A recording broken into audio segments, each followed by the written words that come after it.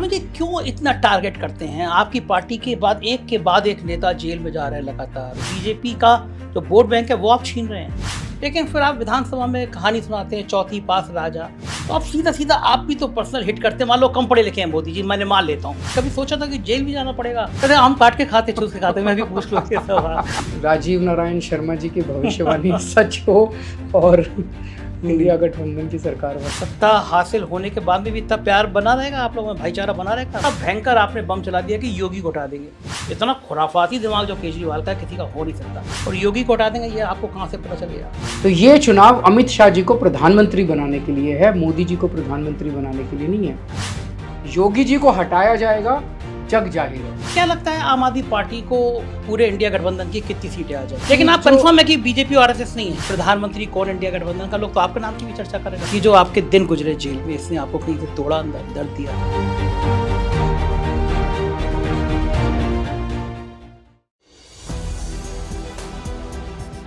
नमस्कार, मैं हूं संजय शर्मा, आप देख रहे हैं 4PM न्यूज नेटवर्क। आज एक सवाल पूछता हूं आपसे।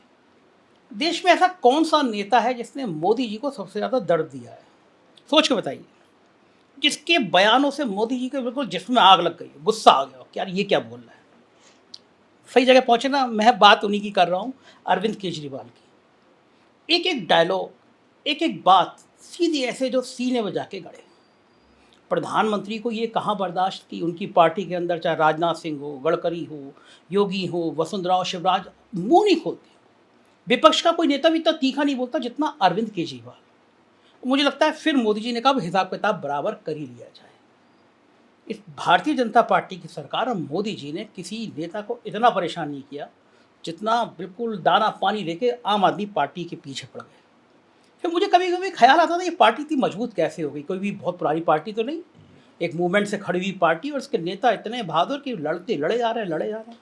तो मैंने सोचा इन सब बातों का जवाब खुद अरविंद केजरीवाल से पूछा जाए। तो मेरे साथ है अरविंद केजरीवाल जी। बहुत बहुत शुक्रिया आपका 4PM न्यूज़ नेटवर्क में समय देने के लिए।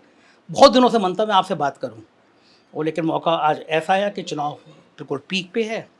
पहला सवाल ये कि आप जो बोलते थे, जो इतना तीखा बोलते थे, अब आपको समझ में आ रहा है जब लड़ाई आपके परिवार तक, माता पिता तक आ गई, आज पुलिस उनसे पूछताछ तक करने की बात आ गई, आपको लग रहा है कुछ ज़्यादा तीखा बोला आपने? प्रधानमंत्री के लिए इतना नहीं बोलना चाहिए था? मुझे नहीं लगता कि मैंने कोई गलत बोला है, और मेरी कोई मोदी जी से दुश्मनी थोड़ी है। मोदी जी तो बहुत बड़े नेता हैं, देश के राजा हैं वो तो। मैं तो एक बहुत छोटा सा व्यक्ति हूँ। मात्र 2 राज्यों में हमारी सरकार है, छोटी सी हमारी पार्टी है। तो इतने बड़े आदमी से मेरे को क्या लेना देना। लेकिन मुद्दों की बात की मैंने, हमेशा जब भी बात की मैंने मुद्दों की बात की है, और मुद्दों की बात तो होनी चाहिए। मुद्दों की बात में हो सकता है मेरा बात करने का अंदाज़ अलग है कि मैं एक डायरेक्ट और स्ट्रेट बात करता हूँ। मुद्दों की बात करने की वजह से अगर मुझे प्रताड़ित किया जाएगा और मेरी पार्टी को प्रताड़ित किया जाएगा और झूठे मामले बना के हमें जेल में डाला जाएगा, ये तो जनतंत्र के खिलाफ है। हर देश के अंदर हर व्यक्ति को बोलने की आज़ादी है। मैंने कभी गाली गलौज नहीं की किसी के साथ भी। आज जो हुआ वो बहुत पीड़ादायक था कि इन्होंने मेरे माता पिता को भी निशाना बनाया। मेरे माता पिता बहुत बूढ़े हैं, मेरी माताजी बहुत बीमार रहती हैं, उनको कई बीमारियां हैं। आज इन्होंने पुलिस की पूछताछ के लिए इन्होंने पुलिस भेजने का प्लान बनाया था। लास्ट मोमेंट पे पुलिस नहीं आई। तो मैं मोदी जी से ये पूछना चाहता हूँ कि क्या आपको लगता है कि मेरे बूढ़े और बीमार माता पिता किसी को गुनाहगार हैं क्या किसी चीज़ में? आपकी लड़ाई मेरे से है, आपकी राजनीति मेरे से है। आप मुझे जो करना है कर लीजिए। आपने जेल में डाला, आपने मेरे मंत्रियों को जेल में डाला, मेरे माता पिता को प्रताड़ित मत कीजिए, भगवान देख रहा है। ठीक बात है कि इतने बुजुर्ग आदमी से नहीं पूछताछ होनी चाहिए, लेकिन बहाना उन्होंने उसी नेता को बनाया जिसको आपने आगे बढ़ाया, जिसको आपने सब कुछ दिया, राज्यसभा सदस्य, चेयरमैन एक इतने बड़े आयोग की। आपके चयन में क्या गलती हो गई? लोग कह रहे हैं कि आप तो बहुत पारखी हैं, एक एक आदमी को पहचानते हैं। उन्होंने उसका आपके ऊपर आरोप, आपकी पार्टी ऊपर इतने गंभीर आरोप क्यों लगाया? नहीं, मैं एक्चुअली अभी मामला चूँकि कोर्ट में है, ठीक है। पुलिस में है, तो मैं कुछ भी टिप्पणी करूँगा तो उसके अलग अलग वो निकाले जाएंगे। तो इस मामले पे मैं कोई टिप्पणी नहीं करना चाहूँगा। पार्टी को एक मैसेज भी देना चाहते हैं इस बहाने से कि आप अपने कार्यकर्ता, अपने नेता, चाहे वो कितना भी कुछ कर ले, आप उस पर कुछ नहीं बोलेंगे अभी? नहीं, मैं ऐसा नहीं कह रहा। मैं मौकाए वारदात पे मौजूद नहीं था। हम्म, एक वर्जन इनका है, एक वर्जन विभव का है। हम्म, दोनों वर्जन पुलिस के सामने हैं। हम्म। पुलिस इसकी निष्पक्ष जांच करे। न्यायालय के सामने मामला है, सब जुडिस मामला है, न्याय मिलना चाहिए। ये सही है तो इनको न्याय मिलना चाहिए, ये सही है तो इनको न्याय मिलना चाहिए। आपको इस मुद्दे से आपको लगता है कुछ नुकसान हुआ दिल्ली में? नहीं, बिल्कुल नहीं। जनता के अंदर इस मुद्दे का कोई चर्चा नहीं। अरविंद जी क्यों इतना टारगेट करते हैं? आपकी पार्टी के बाद एक नेता जेल में जा रहे हैं लगातार। मनीष जी इतने दिनों से जेल में है, संजय जी होके आए, सत्येंद्र जैन होके आए, फिर आपका भी नंबर लग गया। इतना टारगेट आखिर आम आदमी पार्टी को वजह क्या है? संजय जी, इसके 2-3 मैं जवाब देना चाहूँगा। आम आदमी पार्टी एक एक्सपेरिमेंट है उनके लिए। मुझे गिरफ्तार करके उन्होंने पूरे देश के लोगों को मैसेज दे दिया कि अगर मैं केजरीवाल, जो कि सिटिंग चीफ मिनिस्टर है, इतने भारी बहुमत से जीता, उस सिटिंग चीफ मिनिस्टर को अगर फर्जी केस करके मैं गिरफ्तार करके जेल में भेज सकता हूँ तो मैं किसी को भी जेल में भेज सकता हूँ। ये पूरे देश को डराने के लिए मैसेज है, सारे विपक्ष को, सारे नेताओं को, सारी पार्टियों को, सारे लोगों को, ये देश को डराने के लिए। जिस तरह से आम आदमी पार्टी के नेताओं को टारगेट कर करके भेजा गया, इन्होंने प्लान किया हुआ है कि आम आदमी पार्टी को पूरी तरह से क्रश करना है। जितने लोग इनके पास जाते हैं मिलने के लिए, जब वो वापस आते हैं तो उनमें से कई लोग हमारे भी दोस्त हैं। वो आके बताते हैं कि ये आम आदमी पार्टी की चर्चा सबसे करते हैं कि आम आदमी पार्टी बहुत तेज़ी से बढ़ रही है।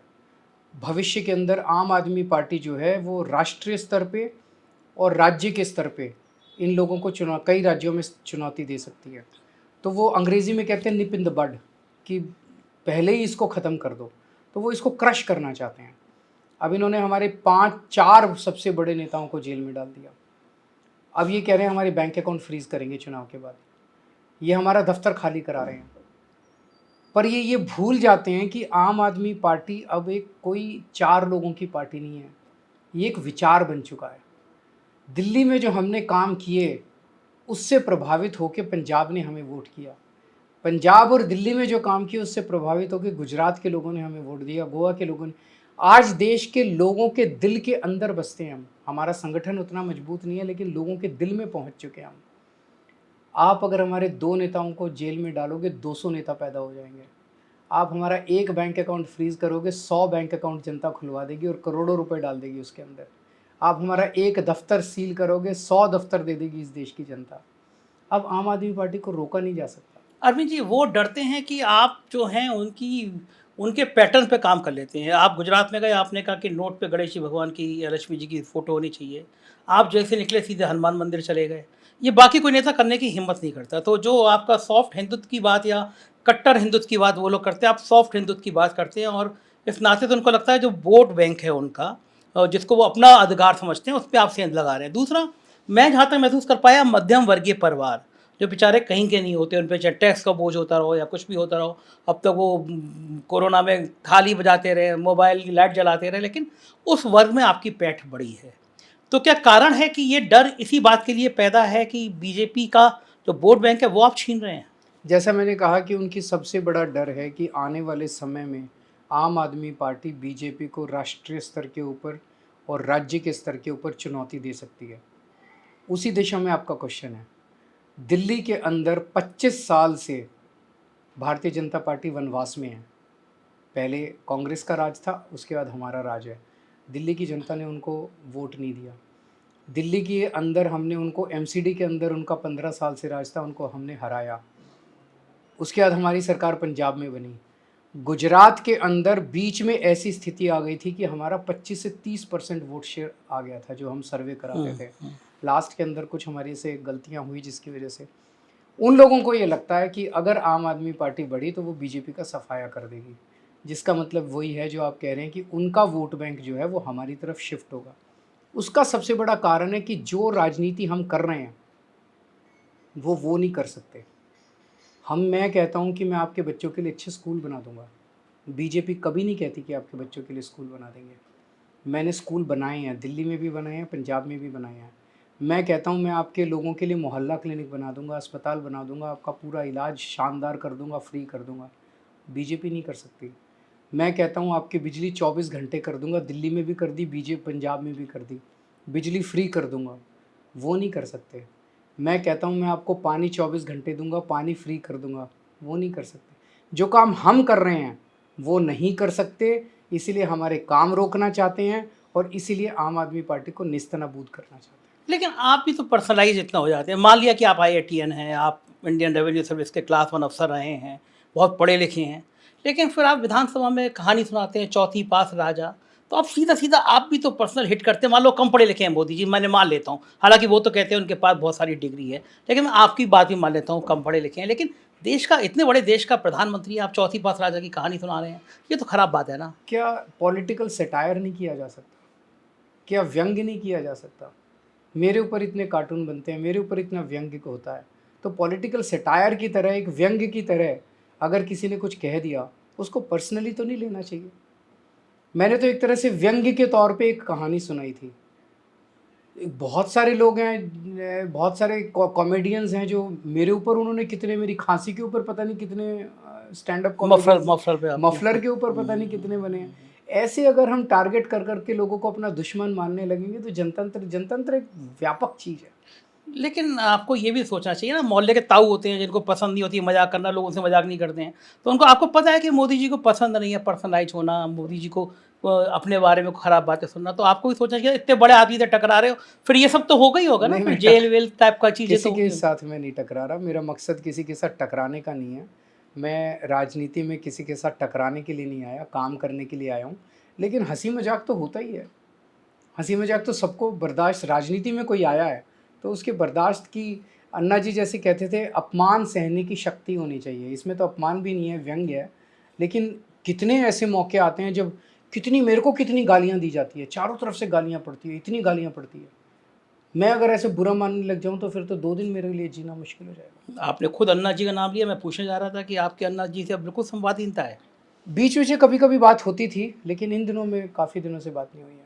आप कभी सोचा था कि आप कभी जेल जाएँगे? और फिर उस दौर में जब आपने आईआईटी की होगी, जब आप इंडियन रेवेन्यू सर्विस के इतने बड़े अफ़सर बने होंगे, कभी कल्पना करी थी ये राजनीति ऐसी है जो जेल पहुँचा देगी? और जेल पहुँचाना अलग बात है, जब आप जैसे आपके आरोप थे कि जेल में आपको इंसुलिन तक नहीं मिल रही थी, आपको खाने पे पाबंदी थी। मैंने किसी मुख्यमंत्री के आम खाने और मिठाई खाने पे कभी सवाल करते हुए, और देश की गोदी मीडिया, मैं आपसे शब्द इस्तेमाल कर रहा हूँ, लेकिन उन चैनलों में मैंने घंटों-घंटों बहस आपके इंसुलिन पे, आपके खाने पे होती हुई देखी। कभी सोचा था कि जेल भी जाना पड़ेगा इस राजनीति में? मैंने कभी नहीं सोचा था, और मैंने कभी नहीं सोचा था, जेल तो छोटी बात है, मैंने कभी नहीं सोचा था कि मेरे माँ-बाप को इस तरह से निशाना बना के प्रताड़ित किया जाएगा। तो राजनीति की इन्होंने सारी सीमाएँ लांघ दी है। हमारी भारतीय राजनीति और भारतीय संस्कृति के अंदर लोग राजनीति करते हैं, एक दूसरे के साथ राजनीति करते हैं, लेकिन कभी भी माँ-बाप को और परिवार को इस तरह से नहीं घसीटा गया। ये मुझे लगता है बिल्कुल न्यूनतम स्तर की बात है। आपने जिन चैनलों को इंटरव्यू देते आए हैं, जो आप पे हमला करते रहते हैं, उन चैनलों के एंकर के कुछ सवाल बड़े अच्छे हैं। वैसे ही सवाल मैं आपसे पूछ के देखता हूँ, जैसे आम काट के खाते हैं, चूस के खाते हैं, बटुआ रखते हैं, नहीं रखते हैं। वैसे आम काट के खाते, चूस के खाते हैं, मैं भी पूछ लूँ ये सवाल। तो आपको कैसा लगता है कि आप इस देश का जो मेन स्ट्रीम मीडिया अपने आप को कह रहा है, वो इन सवालों पर उतर रहा है, तो फिर आपको क्या लगता है? 2 तरह के लोग हैं मुझे लगता है मीडिया में। एक है जो दिल से इस किस्म की चापलूसी करता है, और एक है जो बहुत ज़्यादा प्रेशर में है, उसको भी डराया जा रहा है, धमकाया जा रहा है। मैं कई लोगों को ऐसे जानता हूँ, जो लोग अगर हमारी कोई खबर चला दें या हमारे पक्ष में कुछ चला दें तो उनको ईडी की धमकी दी जाती है। तो दोनों तरह के लोग हैं। मुझे पूरी सहानुभूति है सब लोगों के साथ। जि जिस तरह से ये लोग मुझे डरा रहे हैं, मैं तो खड़ा हूँ इनके साथ, मेरे को जेल भेज दें तब भी मैं खड़ा हूँ, लेकिन सब लोग ये नहीं कर सकते। तो मुझे पूरी सहानुभूति है उन लोगों के साथ जो मजबूरी में इस किस्म की पत्रकारिता करते हैं, और उन लोगों पे मुझे दया आती है जो कि जानबूझ के, आज जब देश गटर में जा रहा है, तानाशाही की तरफ जा रहा है। रशिया में क्या हुआ? रशिया में पुतिन साहब ने सारे विपक्ष को जेल में डाल दिया या मरवा दिया, और उसके बाद चुनाव कराए, 87% वोट आ गए। बांग्लादेश में क्या हुआ? शेख हसीना ने सारे विपक्ष को जेल में डाल दिया और बम्पर सीट ले गई। पाकिस्तान में क्या हुआ? उन्होंने इमरान खान को जेल में डाल दिया, उसकी पार्टी छीन ली, उसका सिंबल छीन लिया, जीत गए। हमारे देश में क्या हो रहा है? सिटिंग चीफ मिनिस्टर को जेल में डाल दिया, उसके टॉप के 3 लीडर्स को, आम आदमी पार्टी के लीडर्स को जेल में डाल दिया, और कहते हैं आओ चुनाव लड़ते हैं। हेमंत सोरेन को जेल में डाल दिया, कहते हैं आओ झारखंड में चुनाव लड़ते हैं। एनसीपी की पार्टी के 2 टुकड़े करती है, उनकी पार्टी छीन ली, उनका दफ्तर छीन लिया, उनका बैंक अकाउंट छीन लिया, उनका सिंबल छीन लिया और कहते हैं आओ चुनाव लड़ते हैं। शिवसेना के 2 टुकड़े कर दिए, शिवसेना का सिंबल छीन लिया, उनकी पार्टी छीन ली, उनका दफ्तर छीन लिया, उनका बैंक अकाउंट छीन लिया, कहते हैं आओ चुनाव लड़ते हैं। अगर ये अब जीत गए, एक पार्टी नहीं बचेगी, मेरे से लिखवा लो, इस देश के अंदर, और तानाशाही का आलम वही होगा जो अब रशिया में, बांग्लादेश में और पाकिस्तान में हो रहा है। एक लीडर बचेगा, एक पार्टी बचेगी और फिर चुनाव कराएंगे ये। आपने कहा अगर ये जीत गए तो आपको लगता है जीत जाएंगे? लोग मैं तो कह रहे हैं उम्मीद आपकी बार करता 400 हूं पार। कि राजीव नारायण शर्मा जी की भविष्यवाणी सच हो और इंडिया गठबंधन की सरकार बने। अच्छा, लोग ये कहते हैं कि अरविंद जी बहुत स्मार्ट आदमी हैं, जैसे कांग्रेस से जिससे इतनी लड़ाइयाँ थी, उससे जब देखा कि साथ में आके सत्ता मिल सकती है, दोस्ती कर ली। ये आरोप आपको लगता है, बल्कि उन शब्दों में, खराब शब्दों में, कि बहुत ज़्यादा मतलब कि Opportunistic, अपॉर्चुनिस्ट हैं आप, अवसरवादी हैं। अवसरवादी हैं। हम सब लोग साथ आए हैं केवल और केवल देश को इस तानाशाही से बचाने के लिए।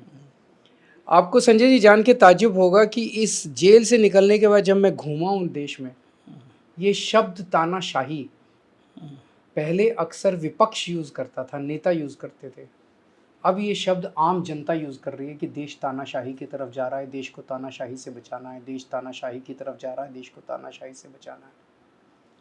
तो इस तानाशाही से देश को बचाने के लिए हम सारे इकट्ठे हुए हैं। ऐसा नहीं कि कोई वो सत्ता के लिए, या सबका मकसद एक ही है कि किसी भी तरह से देश को बचाया जाए। सत्ता हासिल होने के बाद में भी इतना प्यार बना रहेगा आप लोगों में, भाईचारा बना रहेगा? सब लोग देश के कहते लिए ही हैं काम करेंगे, देश के लिए ही काम करेंगे। जो हमने अलग अलग अभी एक कॉमन मिनिमम प्रोग्राम नहीं बन पाया, अलग अलग पार्टियों ने अलग अलग मैनिफेस्टो जारी किए। मैं उम्मीद करता हूं कि जीतने के बाद सारा मैनिफेस्टोज को मर्ज करके एक कॉमन मिनिमम प्रोग्राम बनेगा, उसके ऊपर काम करेंगे। आप कितनी तेजी से, कितनी तीखी वाली राजनीति करते हैं। आपने छोटा सा शगुफा छोड़ दिया, 2 शगुफे छोड़े जिसने बहुत चर्चा का विषय लिया है।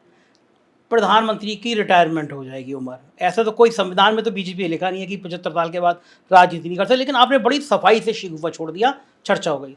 दूसरा भयंकर आपने बम चला दिया कि योगी को हटा देंगे। ये सारी बातें आपकी दिमाग में आती कहाँ थे? मैं बल्कि शब्द कहूँ, लोग कह रहे हैं ये इतना खुराफाती दिमाग जो केजरीवाल का, किसी का हो नहीं सकता। दोनों बातें इतना असर कर गई कि पहली बात, लोगों ने कन्फ्यूजन में हो गए कि वाकई प्रधानमंत्री रिटायर हो जाएंगे और योगी को हटा देंगे। ये आपको कहाँ से पता चल गया? ये सामान्य बात है कि प्रधानमंत्री जी ने खुद ने 2014 में आने के बाद रूल बनाया था। हो सकता है संविधान में ना हो, लेकिन बड़े जोर शोर के साथ इस रूल को प्रचारित किया गया कि भाई 75 साल का होने के बाद ना तो संगठन में और ना सरकार में किसी को कोई पद दिया जाएगा। उस रूल के तहत सबसे पहले अडवाणी जी को रिटायर किया गया, मुरली मनोहर जी को रिटायर किया गया, फिर सुमित्रा महाजन जी को रिटायर किया गया, यशवंत सिन्हा जी को रिटायर किया गया, कई लोगों की टिकटें काटी गई, कई लोगों को पद से इस्तीफा दिलवाया गया। तो जो रूल प्रधानमंत्री जी ने खुद बनाया था, अब ऐसा तो नहीं हो सकता प्रधानमंत्री जी उस रूल को अपने ऊपर लागू नहीं करेंगे। अगर लागू नहीं करना तो प्रधानमंत्री जी कह दें कि मैं अपने ऊपर लागू नहीं करूँगा। वो अडवाणी जी को का पत्ता साफ करने के लिए मैंने रूल बनाया था, प्रधानमंत्री जी ने तो कहा नहीं। उनके कई सारे चमचों ने कहा कि नहीं नहीं प्रधानमंत्री जी नहीं रिटायर होंगे, नहीं प्रधानमंत्री जी ने नहीं कहा, तो रिटायर होंगे, अगली साल रिटायर होंगे, वो अपना रूल लागू करेंगे और अमित शाह जी आएंगे। तो ये चुनाव अमित शाह जी को प्रधानमंत्री बनाने के लिए है, मोदी जी को प्रधानमंत्री बनाने के लिए नहीं है। योगी जी को हटाया जाएगा, जग जाहिर है, सब लोग दबी जबान में बात कर रहे हैं, मैंने मुखर होकर बोल दिया।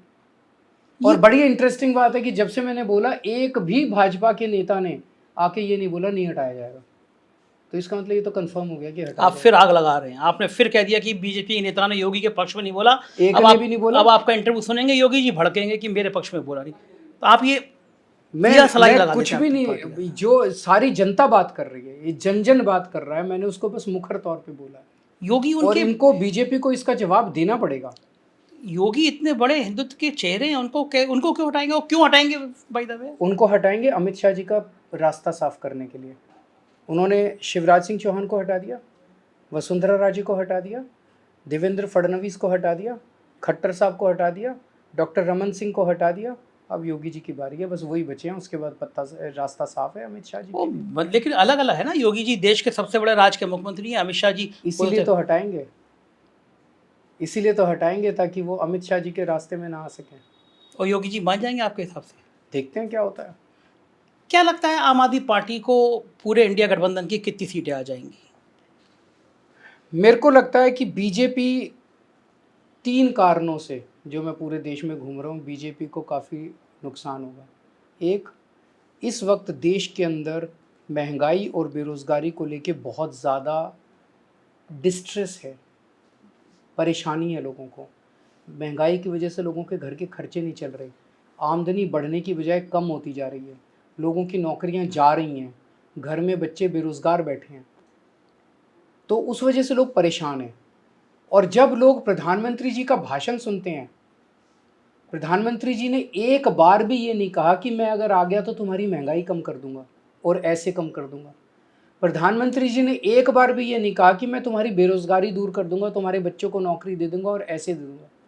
प्रधानमंत्री जी क्या कहते हैं? बम्बई में जाके कहते हैं शरद पवार भटकती आत्मा है। शिवसेना उद्धव ठाकरे साहब अपने पिताजी की नकली संतान है। कल उन्होंने बोला कि ये इंडिया गठबंधन वाले आ गए तो तुम्हारे घर की टूटी छीन के ले जाएंगे। हाँ, ये तो गजब बयान था, ये तो गजब बयान था। और मैं ये इंडिया गठबंधन वाले आ गए तो तुम्हारे बैंक अकाउंट से पैसे निकलवा लेंगे, हाँ, तुम्हारे मंगलसूत्र ले लेंगे, हाँ। तुम्हारी भैंस खोल के ले जाएंगे। तो लोग कह रहे हैं यार, मतलब इस चीज़ पे वोट दें इनको, इस गालियों के ऊपर वोट दें इनको। हम्म, तो लोगों को वहाँ से कोई उम्मीद नज़र नहीं आ रही, पहली बात ये। दूसरी बात, इस बार बीजेपी जो है वो एक टीम की तरह काम नहीं कर रही है। अभी 3-4 दिन पहले नड्डा साहब का स्टेटमेंट आया संघ को लेकर, आरएसएस को कि लेकर। आरएसएस की हमें ज़रूरत नहीं है। हम्म। इसका मतलब दोनों में कुछ ज़्यादा खिटपिट हो गई है। फिर आपने एक शगुफा छोड़ा, नया शगुफा छोड़ा आपने ये। मैंने नहीं अब छोड़ा। आपने मोदी योगी के बाद ये नया नया आइटम आप ले आए कि मोदी और संघ में चले, एक बड़े गंभीर नेता के रूप में। बाकी तो लोग कह ही रहे हैं, लेकिन एक नड्डा मुख्यमंत्री। जी ने बोला, मैंने नहीं बोला, नड्डा जी ने बोला कि हमें आरएसएस की ज़रूरत नहीं है। और ज़मीन पे जब हम देखते हैं तो आरएसएस के कार्यकर्ता घर बैठे हैं, प्रचार नहीं कर रहे इस टाइम। आप कंफर्म है इस बात को लेकर? तो इसका मतलब दोनों में खूब ज़्यादा खिटपिट हो गई है। और क्यों हुई होगी? मुझे नहीं पता, नड्डा साहब बताएंगे। नड्डा साहब ने बोला। आपकी भी बहुत इंटेलिजेंट हैं, आप भी, आपकी पार्टी का तंत्र है नड्डा आपको। साहब इसके बारे में बताएंगे। दूसरी लेकिन चीज आप जो कंफर्म है कि बीजेपी और आरएसएस नहीं है? जाहिर तौर पे केवल नड्डा के बयान पे? नड्डा। दूसरी चीज जो निकल के आ रही है कि इनके अंदर अगली सक्सेशन वॉर चल रहा है। प्रधानमंत्री जी अमित शाह जी को अपना सक्सेसर बनाना चाह रहे हैं, पूरी बीजेपी इसके खिलाफ है। 30 और एक एक करके सबको साइड किया जा रहा है, जैसे वसुंधरा राजे जी को कर दिया, शिवराज सिंह चौहान। इससे बीजेपी के अंदर लोग जो हैं वो बहुत नाराज़ हैं इन दोनों से, अमित शाह जी से भी और मोदी जी से भी। तो ये सब कारण हैं जिसकी वजह से मुझे लगता है कि इनको डेंट होगा। ये एक टीम की तरह काम नहीं कर रहे हैं। आप हमेशा लिख के दे दिया करते थे कि इस बार लिख के अरविंद केजरीवाल की गारंटी है, इतनी सीटें आएंगी। क्या लग रहा है? मेरे को लगता है कि बीजेपी की 220 से कम होनी चाहिए, ऐसा मेरा अपना अनुमान है। कम हुई तो कहाँ तक जाएगी? अभी तो मैं नहीं कह सकता, लेकिन 220 से कम होनी चाहिए। और इंडिया गठबंधन धीरे धीरे धीरे धीरे अपने दम पे 300 की तरफ बढ़ रहा है। 300 तक आ जाएगी। आपसे आप बताएंगे नहीं, मुझे पता है, लेकिन तब भी पूछना मेरा फर्ज है कि प्रधानमंत्री कौन इंडिया गठबंधन का? लोग तो आपके नाम की भी चर्चा करने लगते हैं। मैं रेस में नहीं हूँ, हमारी छोटी सी पार्टी है, हम टोटल 22 सीटों पे लड़ रहे हैं। हमारी सरकार, हम अंदर से जाएंगे कि बाहर से सपोर्ट करेंगे वो इसके बाद। अभी एक ही मुद्दा है कि 4 जून को देश बचाने के लिए हम सब मिलके काम कर रहे हैं। हम मिलके बैठ के तय कर लेंगे कि अभी आपने ममता जी की तरह कोई अनाउंस करने मूड में नहीं है कि हम अंदर से रहेंगे, सरकार में बाहर से नहीं है रहेंगे? वो, अभी उस बारे में सोचने का भी टाइम नहीं है। अगर मैं पूछूंगा दिल्ली में कितनी सीटें जीत रहे हैं, आप कहेंगे 7 सीट जीत रहे हैं, तो मैं ये पूछ लूंगा उससे बेहतर कि दिल्ली में सबसे ज़्यादा वोटों से कौन सी सीट जीतेंगे आप? दिल्ली में अगर आप मेरे से 2 महीने पहले पूछते, मैं आपको कहता कि 2-3 सीट शायद जीत जाएं। जब से इन्होंने गिरफ्तार किया है, दिल्ली की जनता में इतना ज़्यादा गुस्सा है उसको लेके, इतना ज़्यादा गुस्सा है, उसने पूरी बाजी पलट दी है दिल्ली के अंदर। अब हम 7 सीट जीत रहे हैं। केजरीवाल जी, जेल में जाना बहुत तकलीफ से होता है, और ख़ास तौर से आप जिस तरह से, एक शुगर की बीमारी है आपको, तकलीफ से तो और ज़्यादा बढ़ जाता है। लेकिन इसके अलावा जो चीफ मिनिस्टर होता है, दिन भर लोगों से घिरा रहता है, दिन भर बात करता रहता है, वो बहुत एकाकी सा हो जाता है जेल में जाके। ये जो आपके दिन गुजरे जेल में, इसने आपको कहीं से तोड़ा, अंदर दर्द दिया? इनकी पूरी कोशिश थी तोड़ने की। इन्होंने कई तरीके अपनाए, मुझे बेइज्जत करने के, इंसल्ट करने के, ह्यूमिलिएट करने के लिए, मुझे तोड़ने के लिए। मुझे एक आइसोलेटेड सेल में रखा गया जिसमें मैं 24 घंटे किसी से बात नहीं कर सकता था। वो पूरी बैरक खाली करा दी गई, बस मैं ऊपर नीचे वॉक कर सकता था लेकिन किसी से बात नहीं 24 घंटे तक बिल्कुल अकेले थे आप। बिल्कुल अकेले। मेरे सेल में 2 कैमरे लगा दिए गए सीसीटीवी, और उसकी फीड जो है वो 13 ऑफिसर्स के पास जाती थी, और बताते हैं पीएमओ में भी जाती थी, जिसमें वो 13 ऑफिसर्स बैठ के 24 घंटे कॉन्स्टेंटली मुझे मॉनिटर करते थे। मैं उठता हूँ, बैठता हूँ, खाता हूँ, पीता हूँ, बाथरूम जाता हूँ, क्या करता हूँ। आप ये सोच के देखो, अगर 24 घंटे कोई आपको मॉनिटर कर रहा है, आपके लिए ज़िंदगी जीना मुश्किल हो जाता है। ये पॉसिबल नहीं है कहीं, बिकॉज़ आदमी जब अपने कमरे में आता है रात को, जो तो आदमी अपना रिलैक्स करना चाहता है, चिल करना चाहता है, सोने का मन है सो जाता है, उठने का मन है उठ जाता है, बैठने का। आपको 24 घंटे गुड बॉय की तरह एक्ट करना है, क्योंकि 13 लोग आपको देख रहे हैं, और वहाँ से फिर लीक किया जाता है, आज केजरीवाल ने ये किया आज। तो आपको 24 घंटे गुड बॉय लगातार आपको वो मॉनिटर किया जाता है। जेल मैनुअल में लिखा हुआ है कि अगर जेल सुपरिटेंडेंट चाहे तो आपकी पर्सनल ऐसे फेस टू फेस मुलाकात करवा सकता है विजिटर्स के साथ। अभी तक जितने पॉलिटिकल प्रिजनर्स आए तिहाड़ में, सबकी फेस टू फेस मुलाकातें होती थी, लेकिन जब भगवंत मान मेरे से मिलने के लिए आई, तो वो जाली के उस तरफ वो और जाली के इस तरफ मैं। मेरी वाइफ आती थी जाली के उस तरफ वो और जाली, ये तो मेरे को ह्यूमिलिएट और इंसल्ट करने के लिए ही था। 15 दिन तक इन्होंने मेरी दवाइयाँ बंद कर दी, मेरे को इंसुलिन नहीं लेने दिया, मेरी शुगर 300 350 क्रॉस कर गई। तो इन्होंने पूरी कोशिश की मुझे किसी उस भी। समय बहुत ज़्यादा अजीब सा लगता है ना, शुगर बढ़ जाती है तो शुगर पेशेंट मैंने मेडिटेशन बहुत की जेल के अंदर है। जेल के अंदर, 2 बार गीता पढ़ी पूरी, और गीता भी जो मोटी वाली, जो पूरी एक्सप्लेनेशन के साथ, 2 बार पूरी गीता पढ़ी।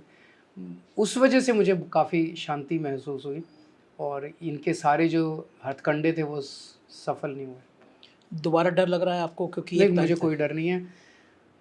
मेरे को इंस्पिरेशन मिलता था, मैंने आज़ादी के आंदोलन पढ़ा है, मैंने कई किताबें पूरी कर दी 1 महीने के अंदर, कई किताबें पढ़ी मैंने।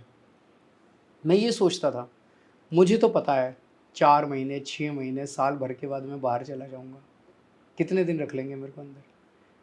भगत सिंह के सामने क्या था, जवाहरलाल नेहरू ने 10-12 साल वो जेल में रहे, गांधी जी कितने साल जेल में रहे, चंद्रशेखर आज़ाद, वो उनके सामने क्या था।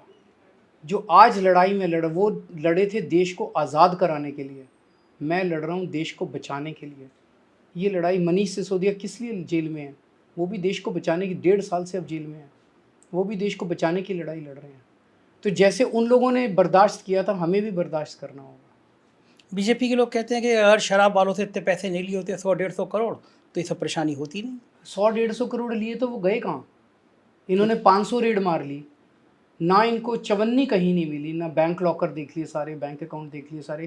भाई वो पैसे से हमने कुछ खरीदा होगा, कुछ कहीं खर्च किए होंगे, या कहीं कैश पड़ा होगा, कहीं एक पैसे का सबूत नहीं है, पूरा हवा में गायब हो गए सारे पैसे। तो पूरा केस फर्जी है। क्या लगता है आपको कि 1 तारीख को आपको अगर दोबारा जेल जाना पड़ा और 4 को नतीजे आएंगे, नतीजे इंडिया गठबंधन के पक्ष में आए, तो 5 तारीख को ईडी क्या शपथ पत्र देगी सुप्रीम कोर्ट में? आता ही ये ख्याल कि ईडी का फिर अगला शपथ पत्र क्या होगा? हाँ, देखते हैं क्या होता है। बहुत बहुत शुक्रिया अरविंद जी समय शुक्रिया, देने के लिए। तो ये थे अरविंद केजरीवाल जी, बहुत बेबाकी से हर सवाल का जवाब दे रहे थे, एक हंसता हुआ मुख्यमंत्री, और निश्चित रूप से एक बेहद होनहार और पढ़ा लिखा मुख्यमंत्री, जिसने आईआईटी क्वालिफाई किया और जिसने इंडियन रेवेन्यू सर्विस की इतनी शानदार नौकरी छोड़ी, और एक आंदोलन से, एक गर्व से पैदा हुआ व्यक्ति एक देश की राजधानी का, दिल्ली का मुख्यमंत्री बनता है, लेकिन फिर जेल यात्रा भी करता है। राजनीति में बहुत कठिन है, डगर है, पनघट की कटली ली वाली पनघट की डगर है। देखते हैं अरविंद केजरीवाल और उनकी पार्टी कहाँ तक और कितनी जीत हासिल कर सकती है। आप बताइएगा ये इंटरव्यू आपको कैसे लगा। शुक्रिया, थैंक यू।